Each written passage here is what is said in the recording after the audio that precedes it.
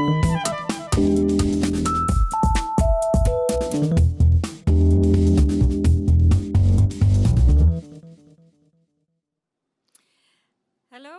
welcome. I'm happy to welcome you here to the ESOF Career Track, Careers Beyond the Lab, on behalf of the project S4D4C. This is a Horizon 2020 funded project that works on science diplomacy in research and in practice.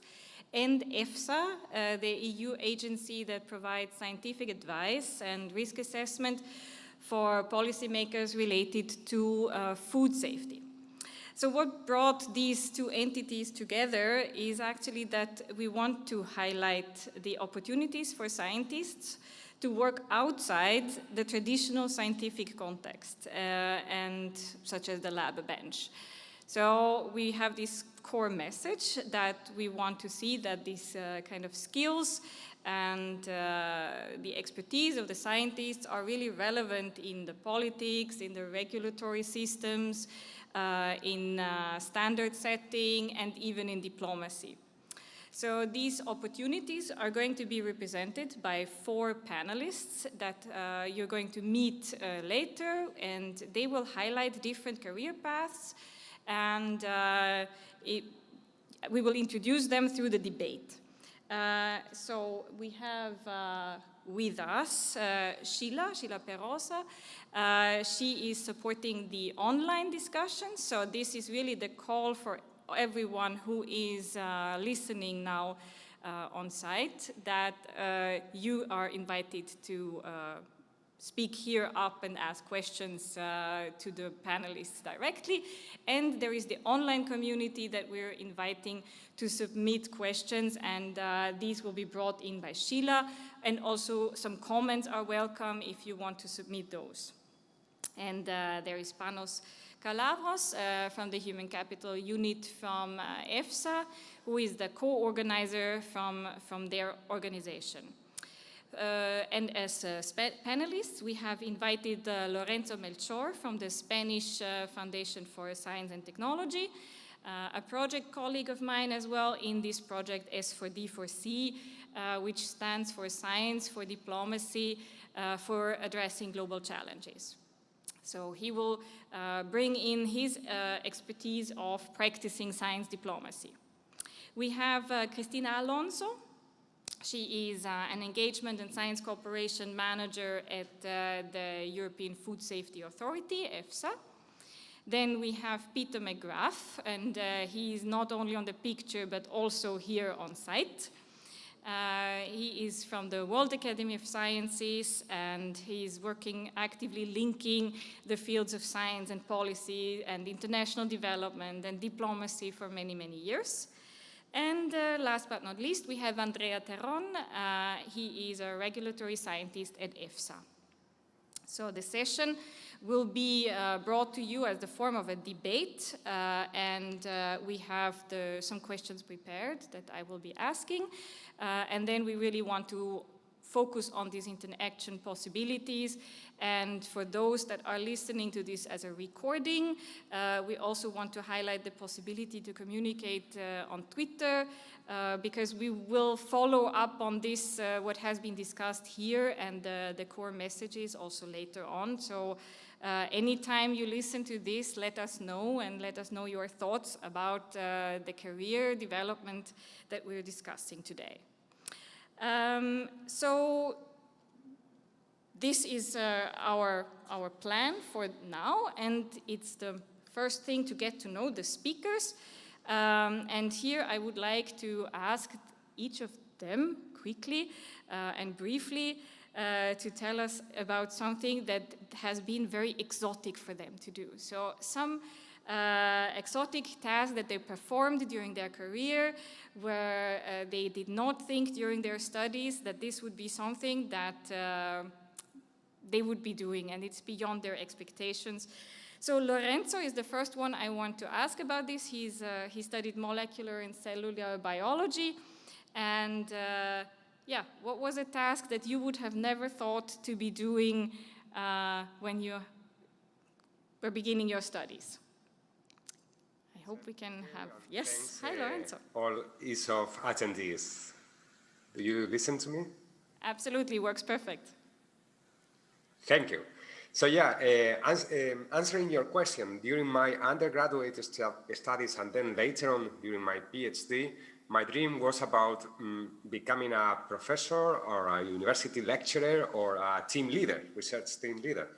Little did I know that I would be working down the corridors of embassies, ministries, or parliaments to increase the importance of science, technology, and innovation in these corridors. So, I mean, my unexpected experience was being in these environments because, as I said, my dream was something else, and some events in my life made me dream for something else. We hope you're now happy with your science diplomacy and with working down the corridors of the embassies. Christina, how did that work for you?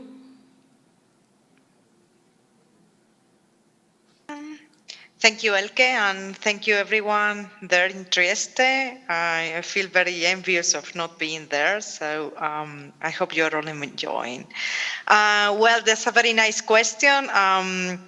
I would like to bring an anecdote from my PhD some years ago, and I was working in a lab, and we were welcoming this South Korean postdoc student, well, fellow, and he was coming with his family, and for several weeks I had to support him in obtaining his working visa and working then with immigration, which is an area I had never worked with, and because he had, there was some kind of delay, and he had arrived to Spain, to Madrid, only with a tourist visa, no working visa, so he couldn't receive his allowance, and also his family had no permit, so to stay. So it was a very interesting part of, and quite unexpected part of my of my career as a researcher, my early career as a researcher. A wonderful interface of science and foreign affairs, dealing with visa issues, so thanks, Christina. Andrea, would you like to share with us an experience? Good afternoon, good evening to everybody, and thank you, Elke, for the presentation. Indeed, I'm a veterinary pathologist, and during my time at university, I was really a passionate young scientist in the large animal clinic, particularly the bovine clinic, the cows and the calf. So at that time, I would have never thought that one day I would have presented to the members of the European Parliament one of the EFSA project dealing with the use of human-derived neurosphere for the evaluation of developmental neurotoxicity induced by chemicals. Well, apart from the event, what itself that is already, it didn't happen only once in my life, in my career. What I found quite amazing is that if you think about this, I moved from a scientific passion in cows to a scientific passion in this microscopic little tiny ensemble of neuronal cells. And I thought that is definitely something that changed in my mind. Thank you very much, Andrea, for sharing this experience. And Peter was actually sharing with us also a picture that I want to also show to the audience here, and the story is going to come from him. Okay, so thank you. So unlike working with cows, going back many, many years, as Elke said, thank you for that. This is actually a picture of me as a young man, as a young entomologist. So I was working with insects as a postdoc. This was one of my first ever trips outside the lab, actually. We were working with colleagues in Malawi, and I was sort of very impressed. It's the first time I'd seen a termite mound, so I was determined to get a picture.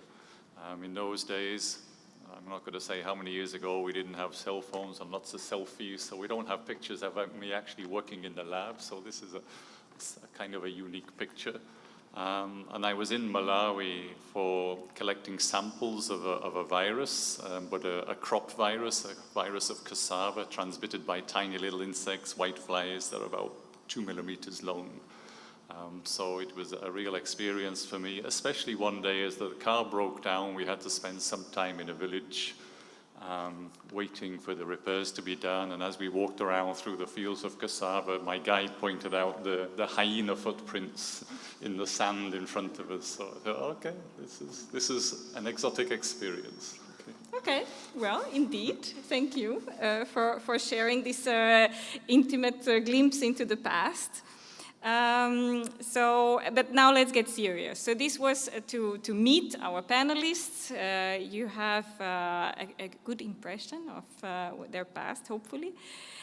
Lorenzo, now let's get a serious question. Your work does combine this scientific and practitioner point of view. So can you describe us a little bit how the interface works and which are the social and scientific benefits and impacts of your work?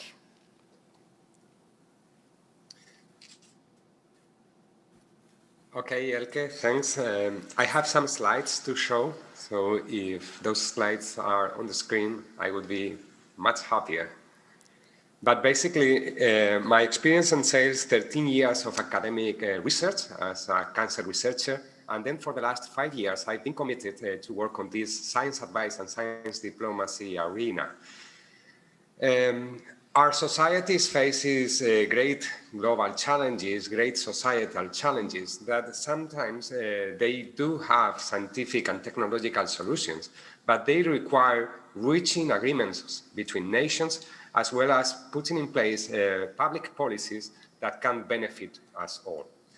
To operate in this interface, we require scientists, technologists, and innovators. We require policymakers, politicians, and we require diplomats. And sometimes these three practitioners, these three professionals, get to interact quite closely.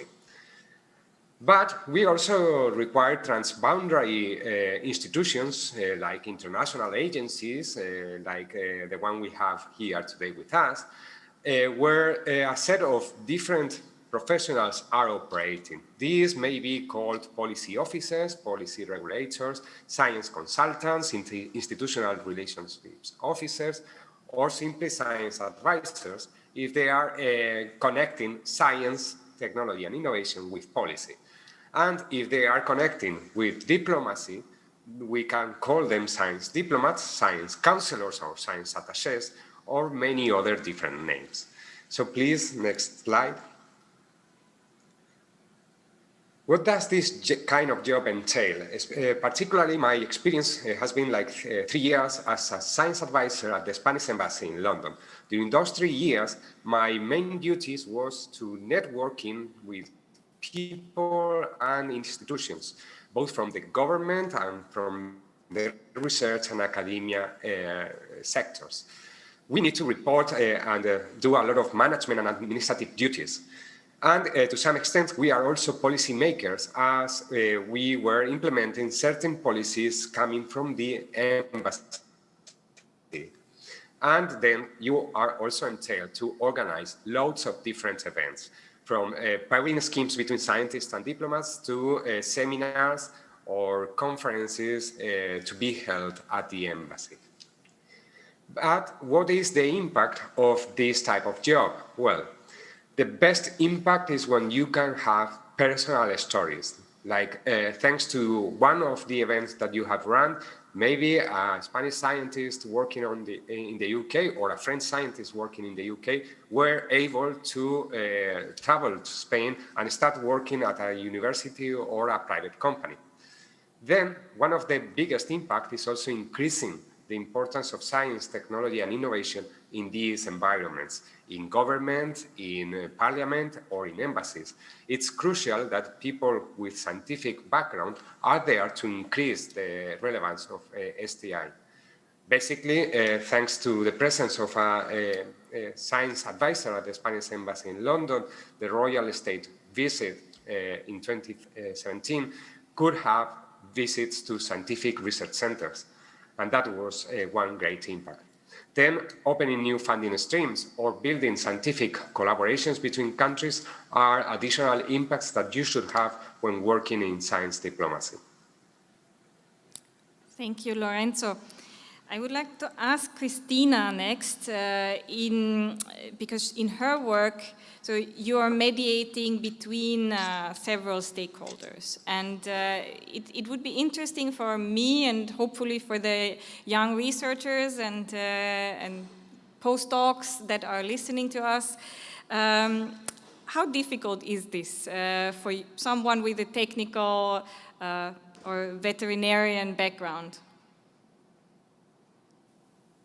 Thank you, Elke, for the question. It's true that, well, at least for me, I needed to train myself a little bit.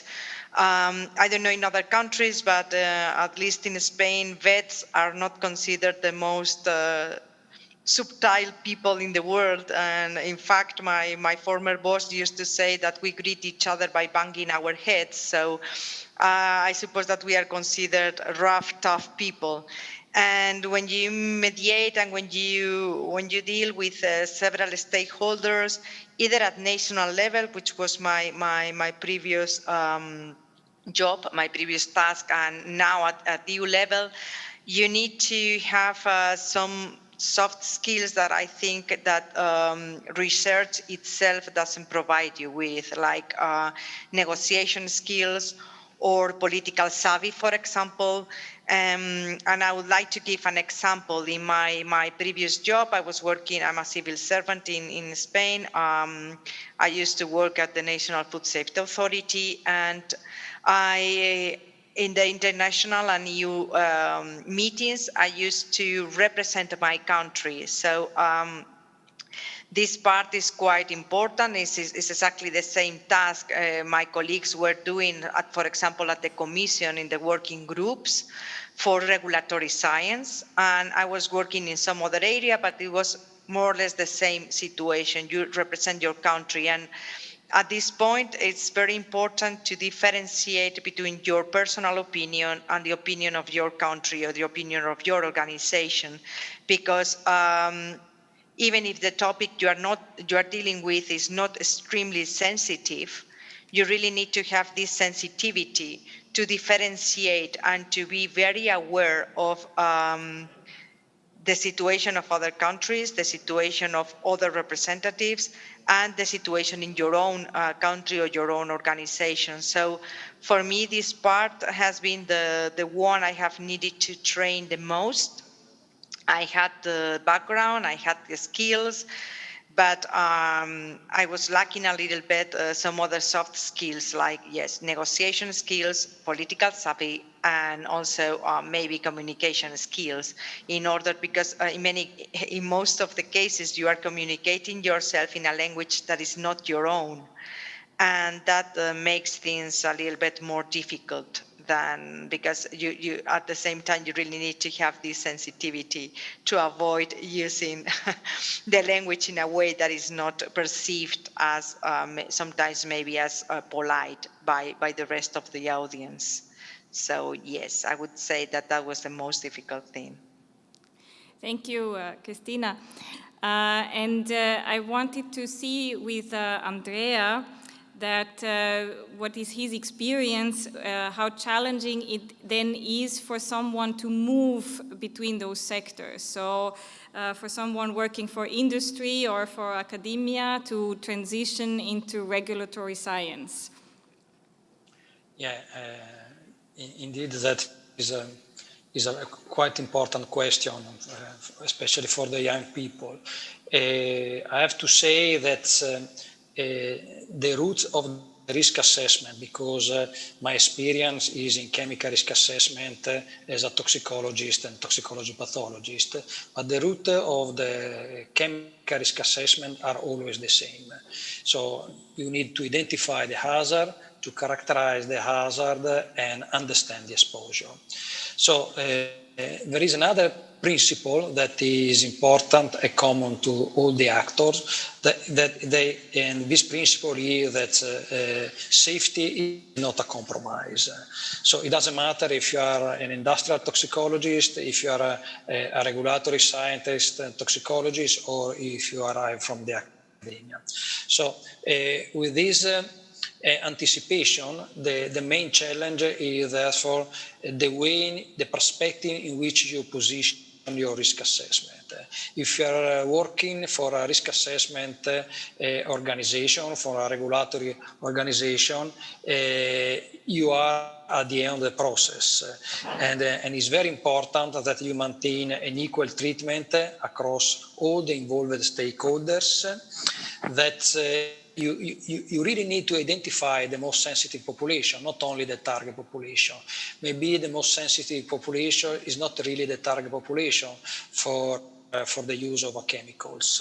You also need to communicate properly with the stakeholders, because a user of chemicals has a completely different sensitivity that someone passing across a field where the farmer is spraying on Sunday morning the pesticide. They can have a completely different sensitivity. So you need to communicate proper all these scientific assessment.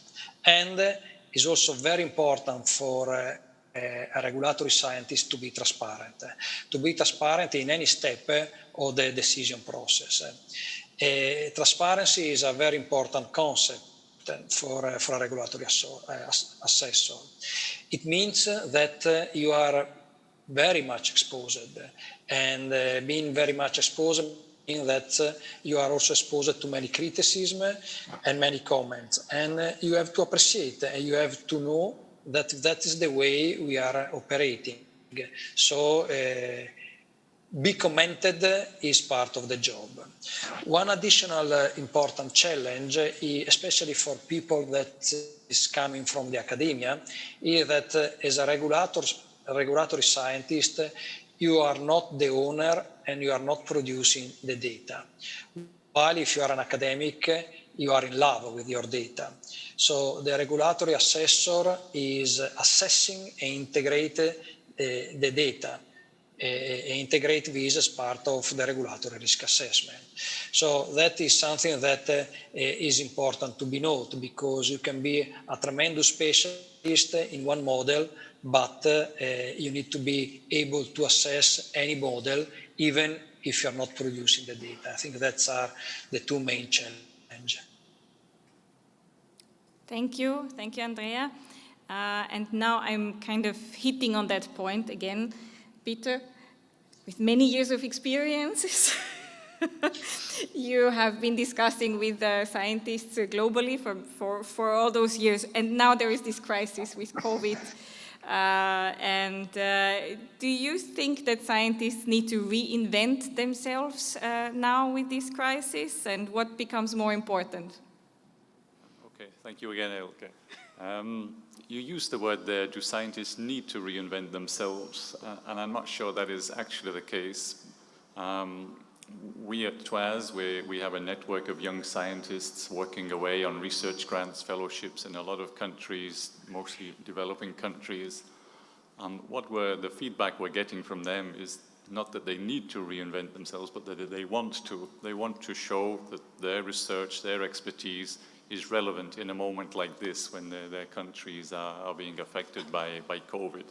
So, for example, there are people that might have been working on the epidemiology of tuberculosis in South Africa.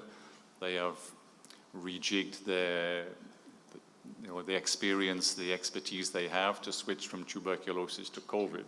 There might have been somebody in another country, Kenya or Pakistan, working on developing rapid diagnostic tests for malaria or another disease, and they have again switched to working on COVID tests and these kind of things. So we have really seen a change, an adaptation in what scientists want to do and are able to do. And I think there's also a sort of second phase of this, the other sort of big issues that have been put on hold by COVID. Biodiversity loss, deforestation, climate change,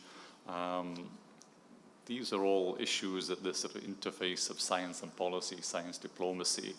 And I think there is awareness of what is coming next as hopefully we come out of this pandemic and we have this idea of a green recovery and building back better. That the scientists working in those areas, on biodiversity, climate, and so on, are starting to think of the application of their work to this building back better, to this green recovery, to think about circular economy and so on, and how they can present their work nationally and maybe internationally also to policymakers to really start making a difference. So it's a lot about this impact and about the challenges to create this desired impact. And I think maybe with Sheila, did we have an impact so far? Do we have questions? Yes, we do. Oh. There is a comment and a question from our remote listener. It's an anonymous question. I believe that Lorenzo touched upon this, so maybe I can address this to you, Lorenzo. How can one develop the skills needed for a career in science diplomacy? Is it a new degree, such as international relations, the only way? To you, Lorenzo. Thanks, Sheila. Well, it's interesting because this may result in spoilers for the coming questions that we need to answer. But trying to be original and not to overlap to what we are going to say afterwards. We do a mapping of the different science diplomacy opportunities that are worldwide in terms of university degrees, we are not going to find that many. They are still in the making. There are some exceptions, like one in UCL, University College London, in the STIP department, and another one in Switzerland, I think, if I recall successfully. Having said that, there is a recent publication by Jean-Christophe Mauduit and Marga Wall in Frontiers in Education, where they did this mapping. And over there, you can find different programs, science diplomacy programs that give you the skills required to work in this interface. But still, more formal education is still required. My next round of questions would start with Lorenzo, so I think you can just stay on the screen as well, because we wanted to discuss a little bit about the skills. We thought that this would be interesting, and what should be strengthened and so on. So maybe, Lorenzo, you can really bring up the 2 to 3 skills that you wanted to share and the qualities that you think that a scientist would need to develop. And we will also bring the slide that you have prepared on the screen for that. Thanks, Elke.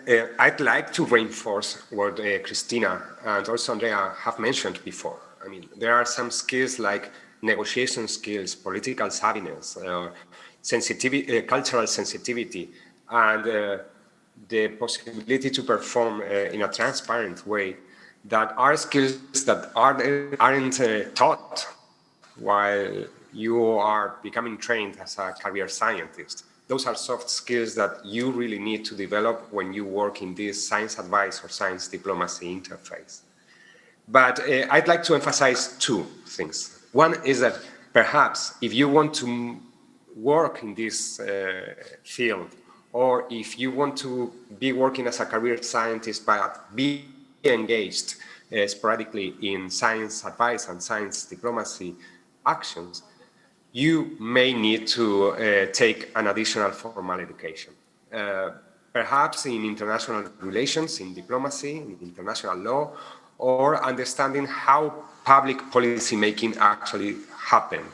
Maybe a master in public administration, public governance, or public policy is useful for you. In fact, even though that I have worked for 3 years at the Spanish embassy, I decided that I needed to take more formal studies in this field. And I am currently studying a master in public policy, just because, okay, as a lab researcher, as a cancer researcher, I knew a lot about cancer genetics, but I knew nothing seriously about policy making and international relations. So this situation happens to a lot of nature science career researchers who step into the field of science diplomacy or science policy. So first advice, take an additional course in this subject. Allow me to emphasize, for instance, that an introductory course is the S4D4C European Science Diplomacy online course that we have launched just 3 months ago. Over almost 5,000 registered users are studying this course in the last 3 months. So I would encourage you to take this free online 15-20 hours course at your own spare time and pace. The second one, it's also reinforcing what Christina mentioned before. You need to develop your communication skills because maybe you are used to giving lectures to scientific audience. Here you are going to talk science to a different kind of audiences. They may be diplomats, they may be civil servants, they may be politicians and policymakers. So nurture your communication skills and also your public relationship skills.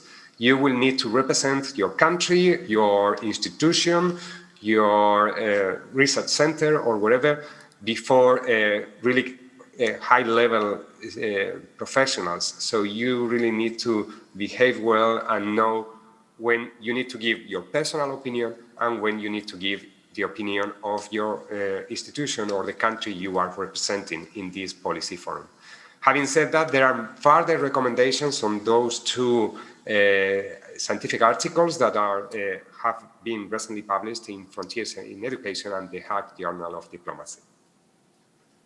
Thank you for pointing those out. I think the audience can look them up. They are also open access, those publications.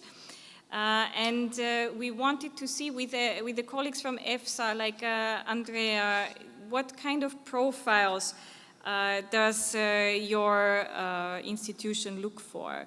So is it the researcher profile, or do you also hire people with a degree in humanities or social sciences or law or any other kind of qualifications that are key to be an EFSA researcher?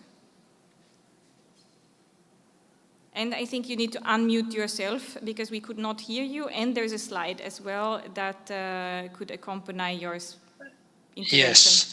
So indeed, EFSA remits goes behind the concept of science, at least the concept of science based on the production and the assessment and the handling of the empirical data. There are many activities that are scientific, parascientific, or supportive of the science activity that is produced in EFSA.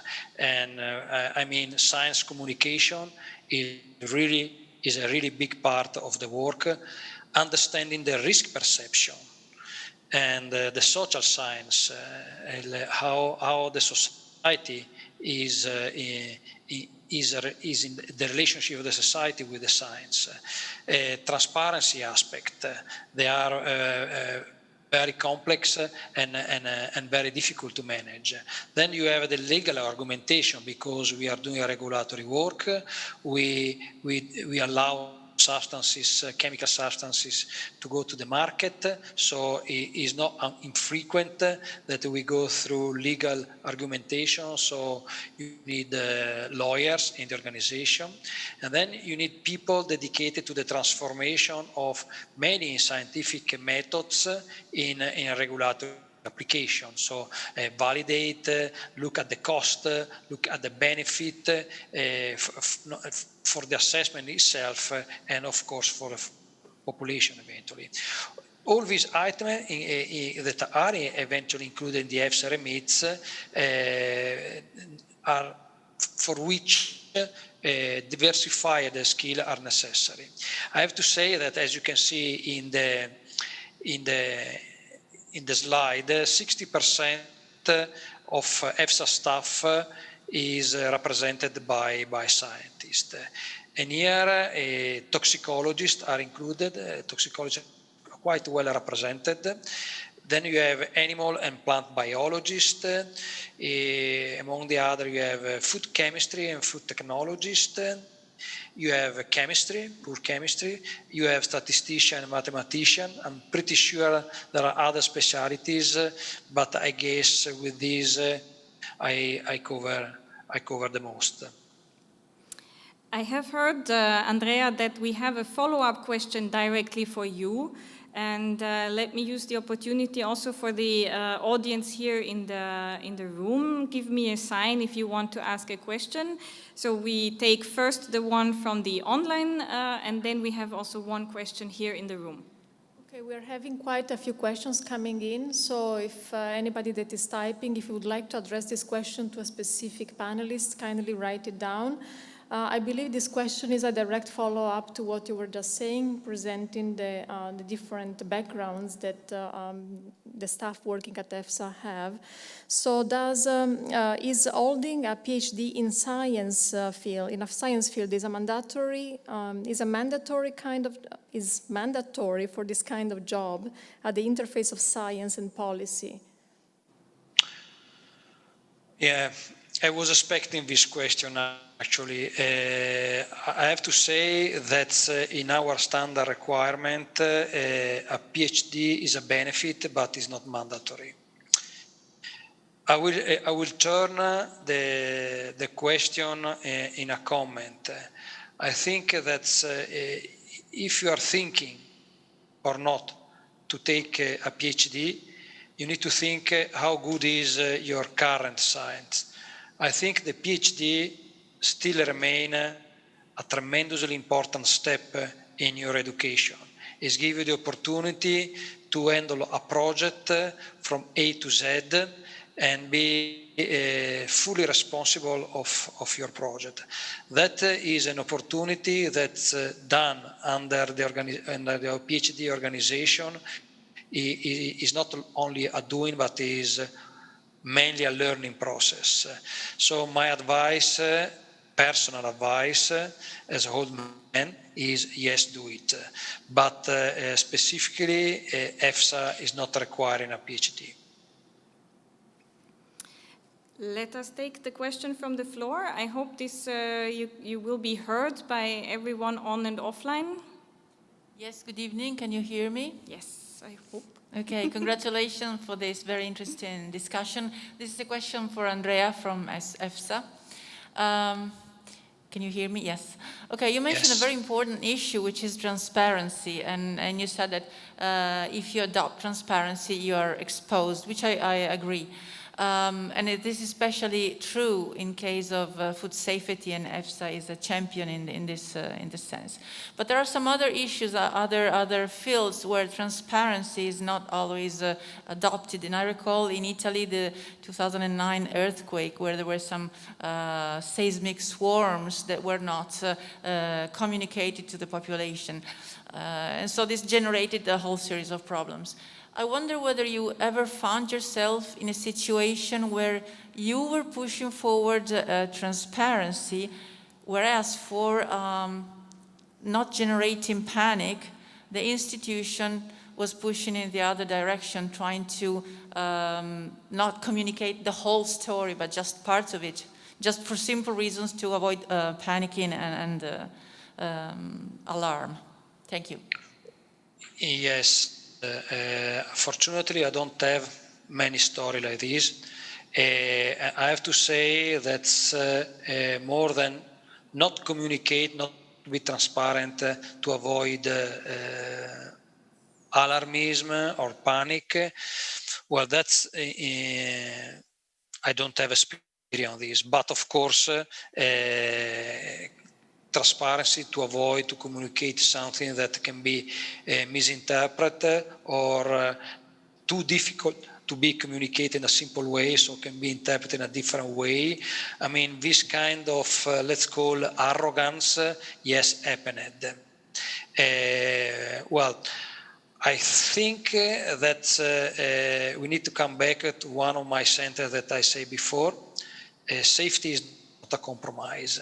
So even if my expertise is the chemical risk assessment,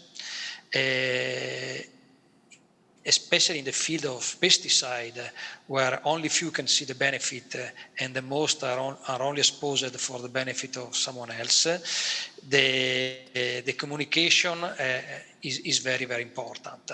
And be transparent and just making people understanding what is the difference between hazard and risk assessment is already a challenge.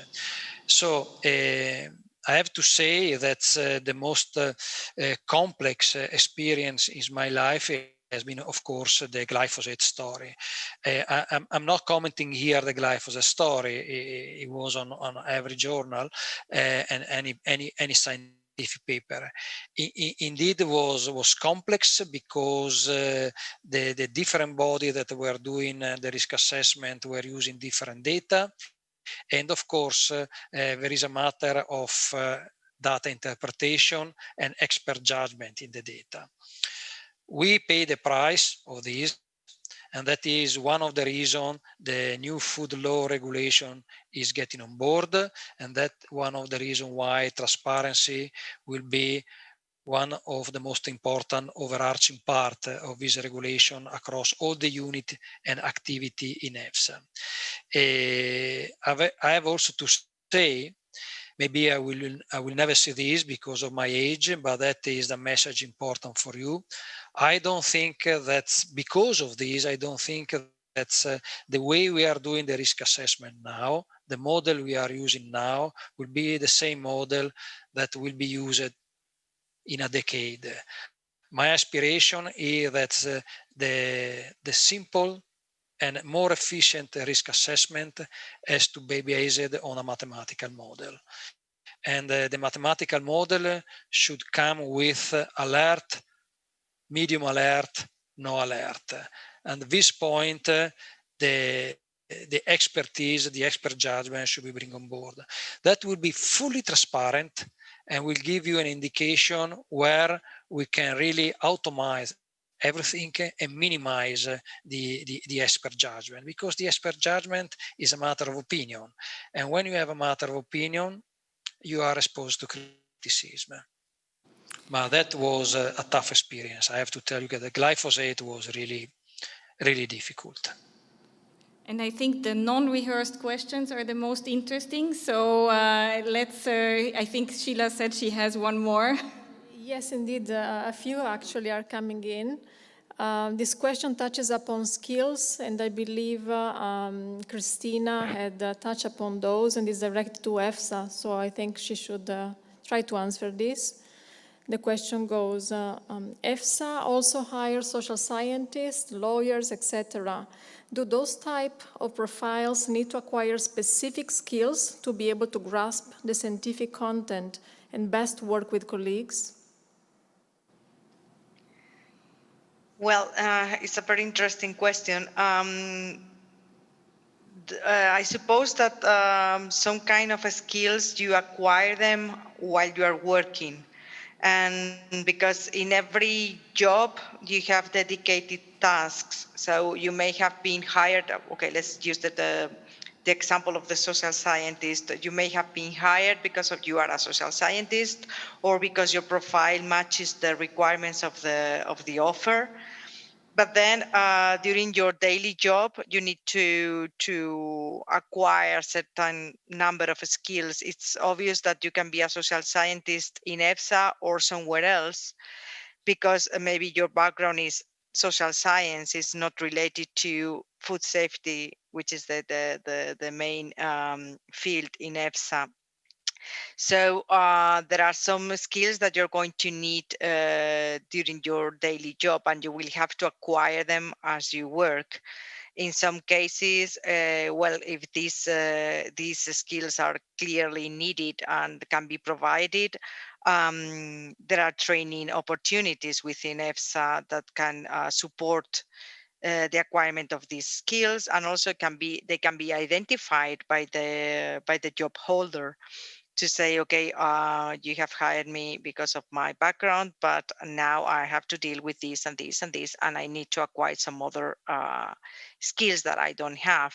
Obviously, it cannot be a full degree in science, but at least some knowledge on all the fields that EFSA is working on with a certain level of detail will be necessary after some time in working in EFSA or in any other organization. But I think this is completely general to any kind of job or any kind of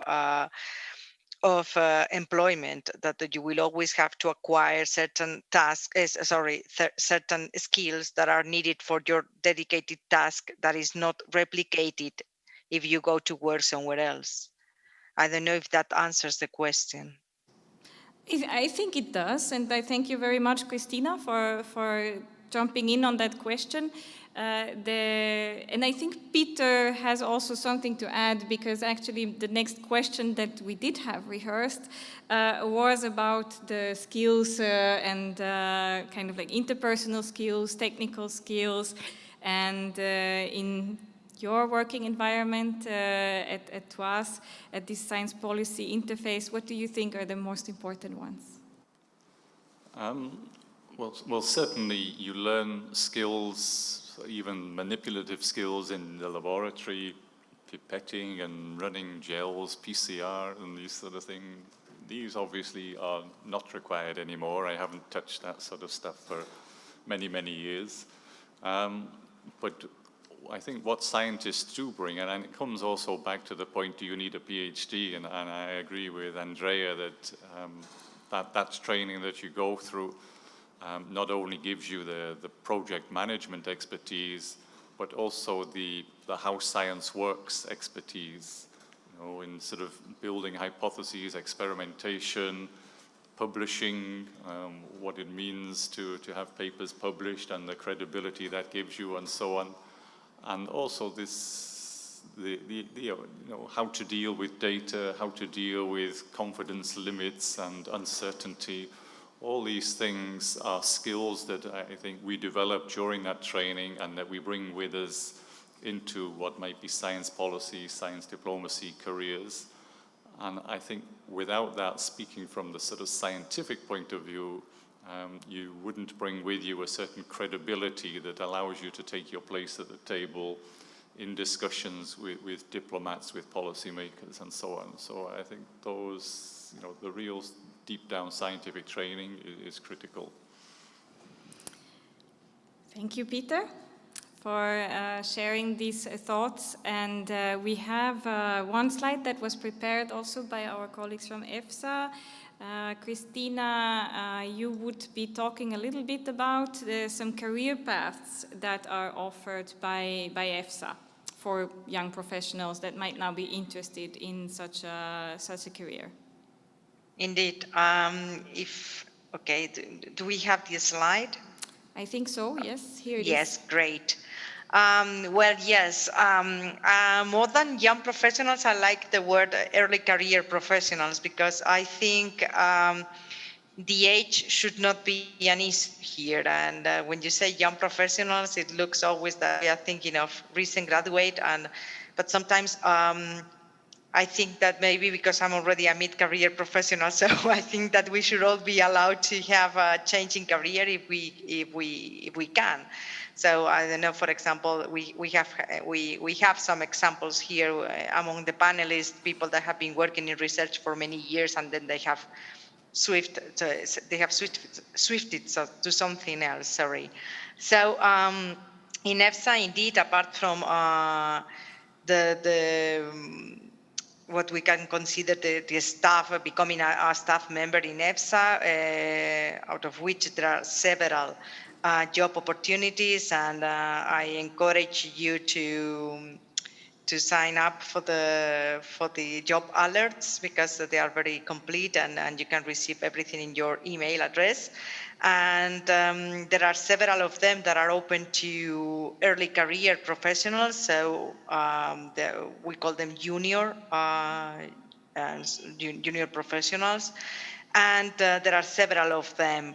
But apart from that, EFSA also offers some other opportunities that can be seen as a combination of training and working. And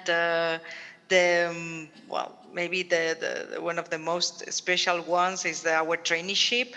EFSA offers a traineeship from 5 to 12 months. Again, age is not an issue here, so it's open to all kind of early career professionals, and also open to non-European candidates.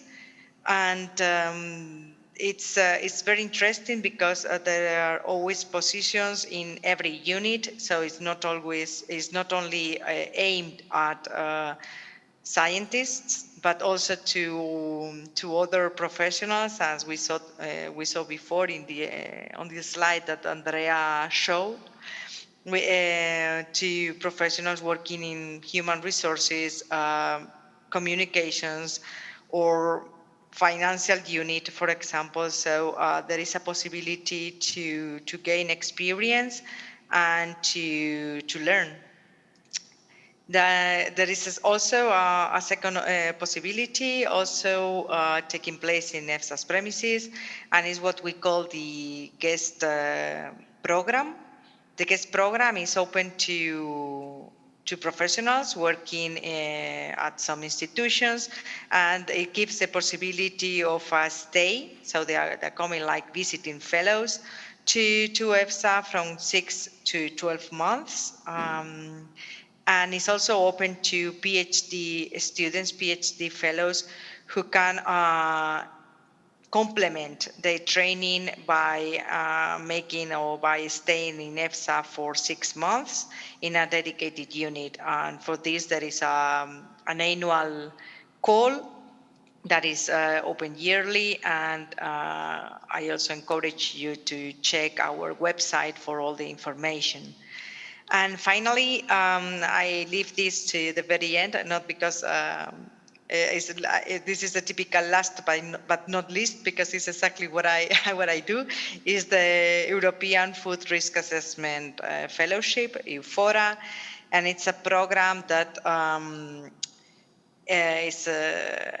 intends to offer a 12-month learning by doing fellowship, in which professionals is open to early to mid-career professionals, and they are placed at dedicated hosting sites, which are partner organizations, EFSA's partners organizations. They belong to what we call the list of Article 36 organizations.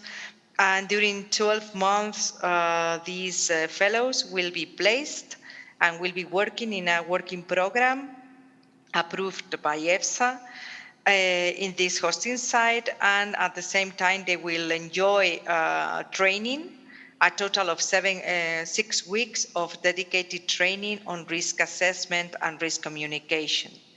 And the main this is the EUFORA program. The main difference is that fellows are not placed at EFSA, as opposite to what happens with the traineeship, for example. And also I encourage you to Google it and to check for more information on our website. And I encourage also everyone to Google the respective maybe international organizations that work in other fields. We see that there is a lot of opportunities at institutions like the Joint Research Center or other international organizations. So are there any other questions that are related to this complex of skills and career paths that we wanted to address with this part of the panel? Sheila, you have one? Okay. Yes, I have one that I think is still related to skills, and I believe Peter already touched upon this, but maybe you want to underline what you meant. Which skills the scientists have required through the nature of the training are of use to the policy realm, or maybe what can be detrimental? Okay, yes, I mentioned some of the skills about sort of understanding data and data analysis. It was also touched on, I think, Christina, presentation of that data is not always the same depending on the audience, if you're presenting to scientists or to policymakers or civil servants. But sort of understanding that data and its limitations. There was another session I was listening to today. It was talking about the COVID experience that we're living through, and the scientists, obviously from the beginning, were struggling for data. This was a new virus, a new disease, and there was what we knew we wanted to know, and then there were the complete unknowns, some of which are now that we know now that we need to know about them, but maybe we don't know yet. So, but understanding these different gradations of knowledge, I think, is important. What can be detrimental, I think, is that there are still certain scientists, I have to say, that think they do know everything, and that will go out there with a certain amount of, science has the answer to everything. We know this, we told you so. And I think that is, that sort of response or presentation will immediately shut down your audience. You need to sort of avoid that hubris, and it can be part of the learning experience too, especially young enthusiastic scientists going out for the first time to speak in different audiences. They have to sort of manage these kind of responses. We have to know that we don't know, yes. Thank you very much. The third part, or the third series of questions that we prepared are going to the impact and the impact that you have with your work. And beyond the lab, as we said. And the first question I would like to address to Andrea. So how could you describe your experience when working on these issues that can affect the people's lives directly as you're working for EFSA? Yes, thank you. So you have to consider that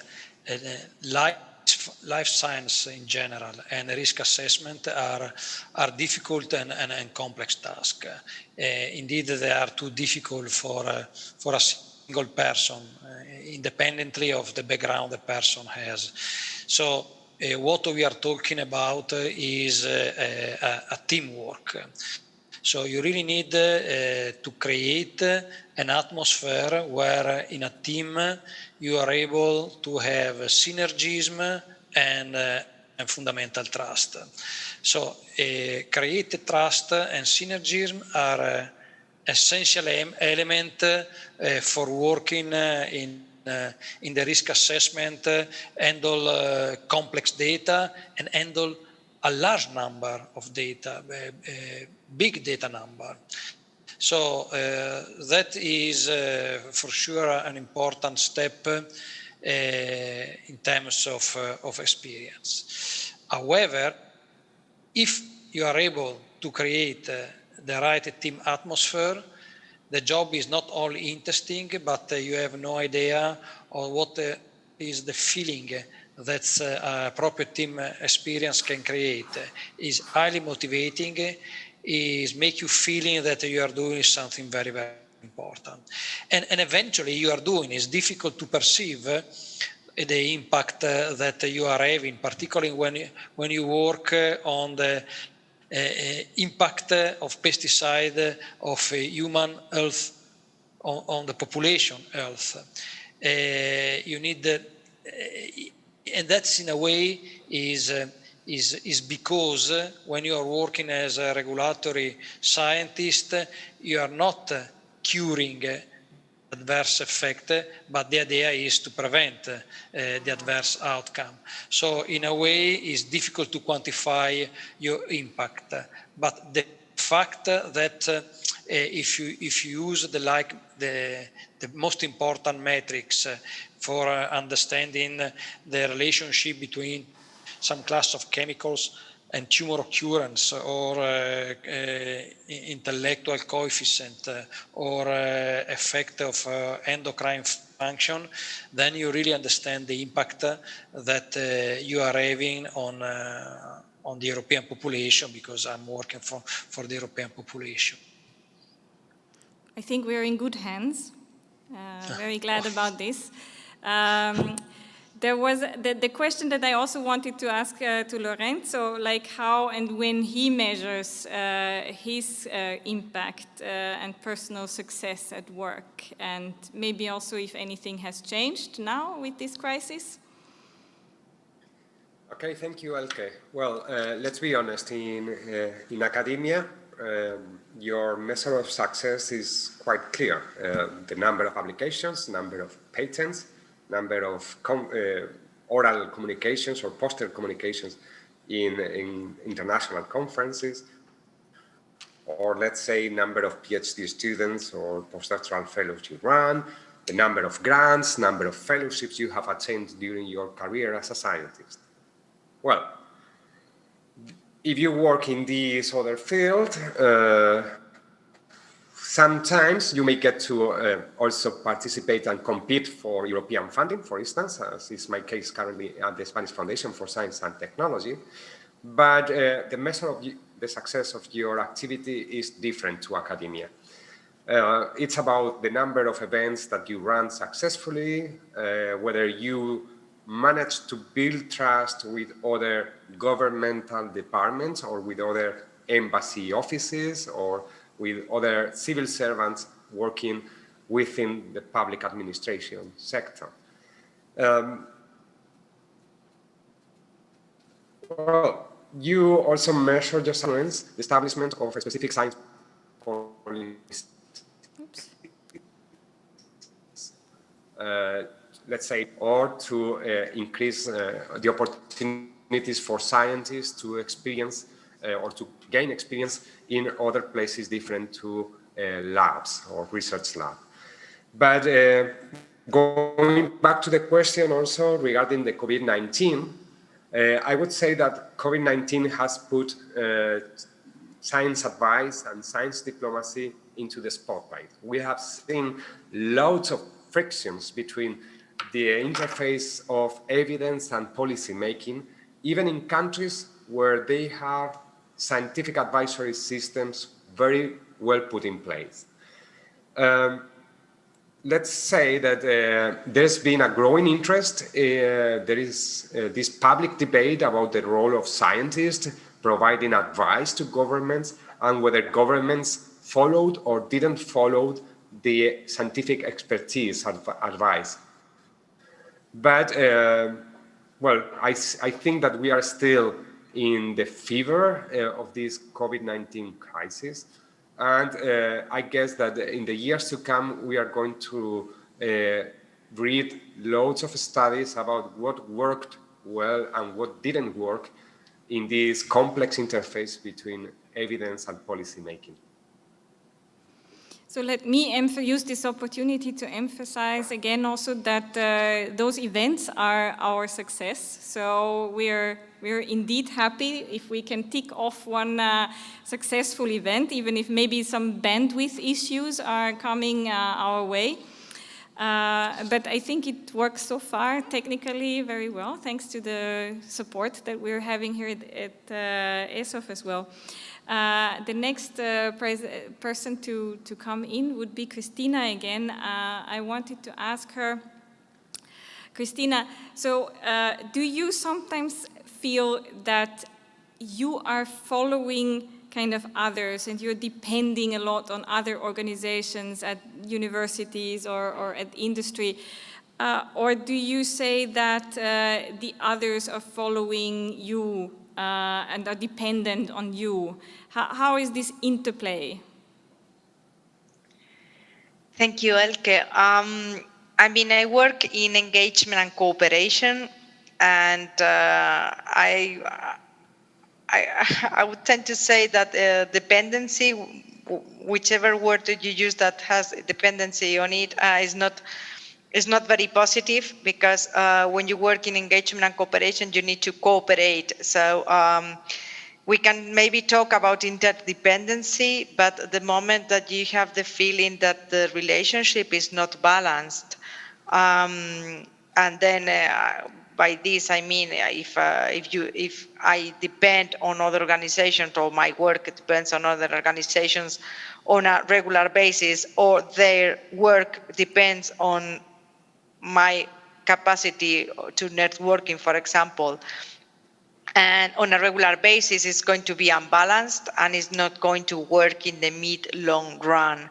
So I think that when you dedicate yourself to this type of tasks, it's more important to sit down, to think well, and to try to come always with win-win situations, even if it means that you're going to lose a little bit and the other party is going to lose a little bit, but in the long run, it's something that is going to work better, is going to work. And also because this type of win-win situations also help to build trust, which is essential. And once again, it is essential if you want to build something that is long-lasting. So sometimes it's so that's why I don't like the word dependency here, because that from my point of view maybe is the way I perceived or I understand the word, but it lacks this trust in the long run. So yes, I would say that we all depend on each other in a. And Andrea, who works more in the scientific area, can explain it better, or can maybe agree with me that we in an organization like EFSA, we depend on data, we depend on information that is provided by others, but we can only we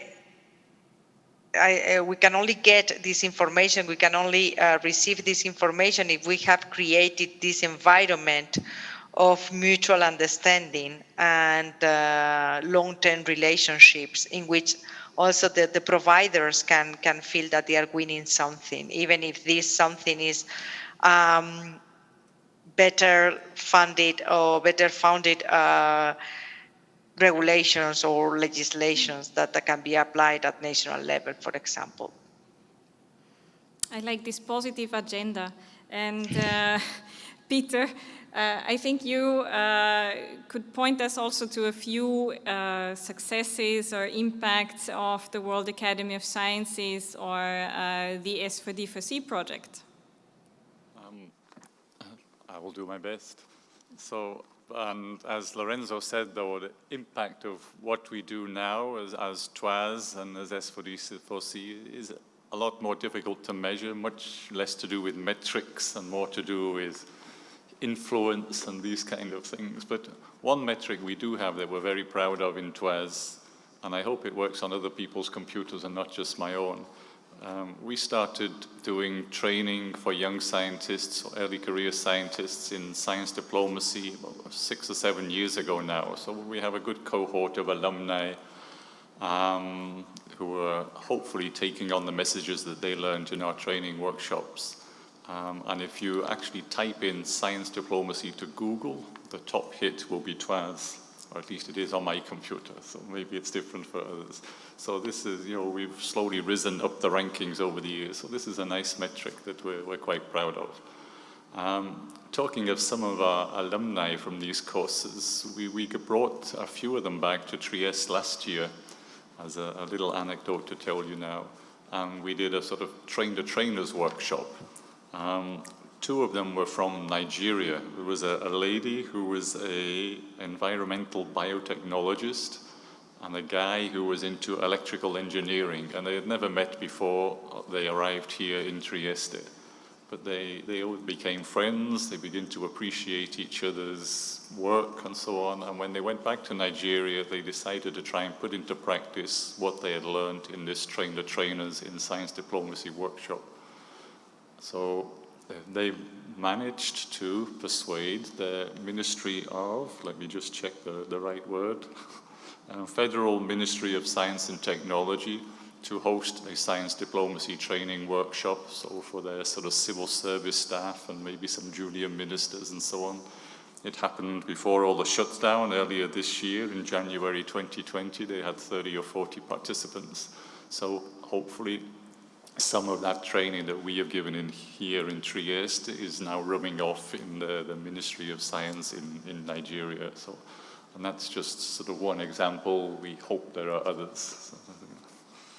I hope we can point out that in many different organizations, there are now people that are trained on this science interface with diplomacy or with policy. So you as a scientist would have also a counterpart in those institutions, in the Nigerian ministry, for example. So let's check with Sheila again if there are any particular questions at this point, or yes, the audience here. I think that you have made the effort to come to Trieste, so you should get the opportunity to ask some questions as well. There is, okay, we take the online one first and then the next. Thank you. There is one that can relate to what we were saying. I believe Lorenzo can address this because he can personally relate to it. As a researcher in academia, how can you gain access to policy realms to put forward your research? Lorenzo, can you hear us? Yeah, Yes. So before answering, another impact that I may have missed is the policy influence impact that has been hinted also by Peter. In S4D4C, we are producing not only research outputs, case study research, but also policy reports that we are trying to circulate, or we are circulating throughout different departments at the European Commission, but also in its member states. And we hope to gain more influence with these policy papers. But going back to the question, so if you are a researcher in academia, how could you get into policy environments? I would recommend you two different things. One is get engaged in scientific associations, in national academies, or any other kind of learned societies. They do have science policy departments or science policy working groups where you could develop certain skills to actually see how to influence policy making or how to lobby for science. The second advice would be for you to explore what science and policy interaction mechanisms are put in place in your country. There are certain programs, for instance, in the UK, there is an annual Royal Society pairing scheme that allows scientists to be paired with MPs, members of parliament, for a week. You spend a week in parliament learning how is the life of a politician, and also the politician comes and visits you to your research center and university. This kind of fellowship or pairing schemes are also present in France and also in the European Parliament, if I remember correctly. But similar to these programs, there are other type of fellowships, rotations. Christina has presented a couple of them, like traineeship and fellowships, that you could explore and see if it matches your interest. And maybe if you would move to the, yes, we have two questions, I think. If you could go to the microphone that is over there and we take the question. Yes. Hello, Yvonne Santiago from TU München. Thank you to all panelists for such a nice discussion. My question goes perhaps to Peter and Lorenzo about science diplomacy. So if we understand diplomacy as the particular actions or putting into practice a certain foreign policy of a certain country, where does the science end, or where does the science end and the diplomacy start? I mean, are these two clearly separated? Yeah, thank you. I'm very sure that Lorenzo now wishes that he had not removed the one slide that we kicked out yesterday, because it illustrated, I think, a little bit, but I'm sure he can describe it as well. So shall we give this question, if Lorenzo, you can join, or Yeah, it's fine. Yeah, well, on the one hand, probably we haven't given a proper definition for science diplomacy. And there is a reason for that. Science diplomacy has many different understandings depending on the person you are talking to. If you are a scientist, or if you are a diplomat, or if you are a civil servant, or even the nationality you may have, everything, profession, nationality, approaches, etc., influences the way you understand science diplomacy. Sometimes we like to refer it as an umbrella term to cover all the interrelationships between science, technology, and innovation with foreign policy and diplomacy. And your comment is spot on. Where does science reaches and diplomacy starts? Well, the boundaries between science and diplomacy are quite similar to the boundaries between science and policy making when you do science advice in times of emergency, for instance. The scientific activity, well, we can provide scientific evidence to diplomats, but then it is the turn to policymakers and diplomats to start the negotiation processes. And this is clearly seen, for instance, every year at COP, the summit that brings together all the United Nations representatives with scientific expertise to discuss about climate change.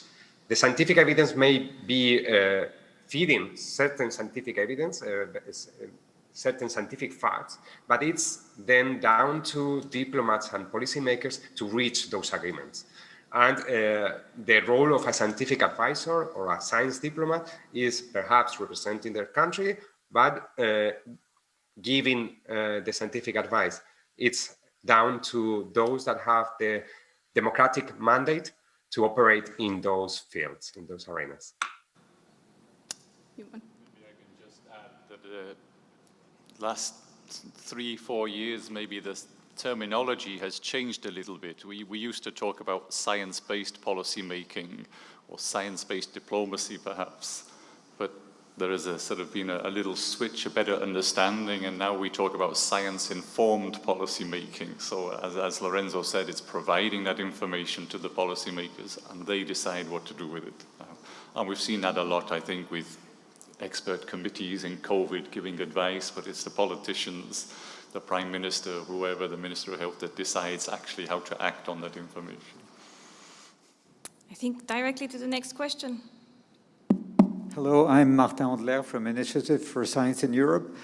I would like to maybe put the discussion in a more general perspective. I would say probably about 80% of people who get a PhD will not go into academic careers.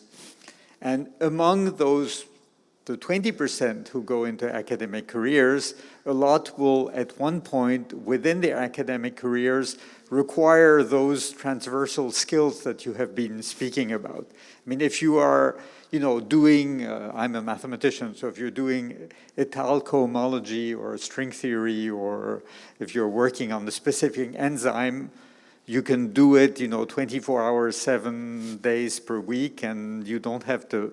But at one point, you become a PI, you become a professor, you're on committees, so you require precisely those same skills. And the question is, how do you help people to transition from being these sort of specialized people who devote all of their energy to solve a mini problem, and that's how science advances, right? You solve a mini problem, to getting the sort of wider kind of competence. And science diplomacy, or playing roles of experts at EFSA or other situations, is part of these skills. I mean, of course, at one point it's specific and you want to do this or you want to do that, but the problem is much more general. You want to directly? Maybe I can try to answer that with another project that we have, not with TWAS, but I also work for another organization, the Inter-Academy Partnership, and we have a very strong connection with medical academies. And we realized some years ago that young doctors were coming up. They were perfectly well trained in whatever country. They were great medics, all of a sudden they had a team under them. They had nurses, they had registrars, they had all this sort of thing. They had to deal with the top management, but they've been trained as doctors, sort of thing. So we've stepped in and we've started providing leadership training, you know, how to manage teams, how to take decisions, what kind of manager, what kind of leader are you? And we now have a network of more than 200 alumni of this sort of project that we sort of have a new cohort every year. So I think specific training in these additional skills that are not part of your degree, they're not part of your early career development, but there are opportunities for outside organizations to step in and provide those trainings. I think we have one last round where I wanted to each panelist give some final recommendations, and it's approximately 10 minutes. So maybe we can, Sheila, you can choose one more question, a quick one? Later. Okay. Yes, then the floor would go actually back to Peter, because I wanted you first to summarize a few recommendations that you wanted to give a young PhD or postdoc that is listening to us today. Okay, so I have actually what I've got written on my paper, but I'll add one more if I can be very quick. And Lorenzo actually touched on this. It was joining scientific associations that may have science policy groups within there. And I really want to flag up, especially many European countries, but a growing number of countries elsewhere have what they call national young academies. So these are academies of young scientists, often with a very broad definition of science, that unlike the senior academies, the Royal Society and so on, where it's tends to be older, more experienced scientists. These tend to be people, early career, 35, 40 years old, and members for just 5 years, and then they sort of rotate out again. So it always keeps the membership fresh. But more and more, those young academies are getting involved in the sort of work beyond the lab that we've been talking about, communication to the public, policy debates, and so on and so on. And they're grouped together. If you're looking for your National Young Academy, there is an organization, the Global Young Academy, GYA, that has a section on their website dedicated to these young academies. I think it was Lorenzo also touched on the IPCC and input into policy. And some of these are accessible, these types of organizations. I can think of the IPBES, Intergovernmental Platform for Biodiversity and Ecosystem Services, and regularly they are advertising for experts to contribute to position papers or to review position papers and these kind of things that then become their reports that are then presented to the policymakers to make decisions on biodiversity loss and sustainable development, sustainable management, and so on. So IPBES is another good example. Thanks, Peter. Christina, what would be your recommendations for the listening researchers? Yes, I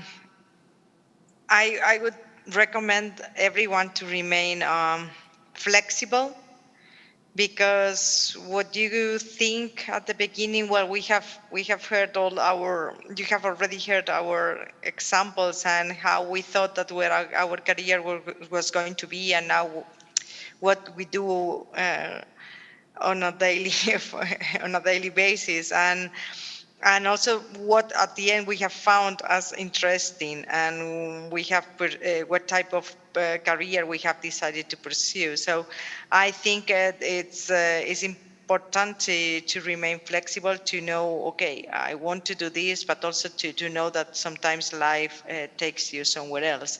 And this is, yes, it also goes together with learning how to deal with frustration, because that is part of flexibility. And also a word that is very, I think is very fashionable now, which is resilience. I think resilience is very important in every career, but in in a scientific career that can become something else, I think is even more important because as you have already heard and seen and listened to, there are many things that don't depend on you directly. So it's important to remain, yes, I would say flexible and resilient. So I asked the technical staff to move to Andrea. Yes, my recommendation for the young scientist is more moral. So keep enthusiasm in your science. Be a solid scientist. That is a fundamental step. And be passionate in everything you are doing. Also, my last recommendation, pretty much in line with Christina, is accept the new challenges. See the new challenges as opportunity. The future will be certainly different. And the model that we are using now, they will become dinosaurs in a very short time. So you really need to adapt as quick as possible. My time were easier. I mean, a model for cancerogenicity lasts for 30 years. Now a model for neurotoxicity, you are lucky if you can last for 5 years, because something more relevant, more technological advanced is coming. So you need to be ready for any new challenge and see this as an opportunity. And now we're calling Spain. So Lorenzo, and we're also having one slide for his intervention. Yes, thanks, Elke. My top advice for you is that you should get to know yourself better. Explore your interest, get yourself out of the comfort zone, and check how big the world may be, and learn what makes you happy, what interests you. And well, going back, 2 recommendations. It's even though that we have shown here science advice, science regulation, and science diplomacy, the career paths here doesn't seem that clear as in academia, where you have a PhD fellowship, a postdoc fellowship, then you are a junior PI, a senior PI, and then you become a professor or a director of a department or anything, right? In here, there are no science diplomacy jobs entitled as such. You need to become more imaginative and look for those other names that I mentioned in one of my previous slides, like policy officers, policy analysts, policy regulators, etc. Also, to explore these worlds, you need to explore policy environments, attend policy conferences like the ones you are attending today in ESOF, and get yourself exposed to or engaged with scientific organizations, as we have mentioned before. The Euroscience Forum is one of those organizations you should get engaged with. And the second one is, don't get us wrong. If you are in academia and you want to pursue your research and career in science, please keep doing that. We need scientists there, and we need scientists with a changed mindset in terms of you go back to your lab, you conduct your research, but you now can think of how to become more influential in policy and diplomacy, how you can outreach these policy environments with your scientific results and make them have bigger impact in society.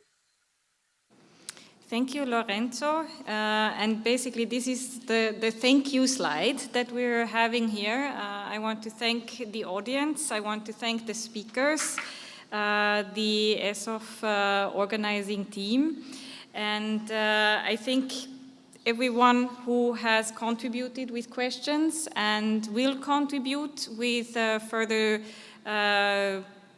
exchange on Twitter, and I hope we could convey to you that we found happiness and impact in organizing these kind of events, and that there are open doors and open contacts, and I put also our website but also our email address on the slide, and with this warm invitation I think we can close the session in time. I just wanted to add that an apology to all the people that we could not answer to. There were quite a few questions, so I'm sorry if we couldn't tackle all of them. Yes, and we will try to also provide a little event report on our website, and maybe we can address some of the questions in this format. Again, thanks to the organizers and thanks to you, and see you again, hopefully. Goodbye.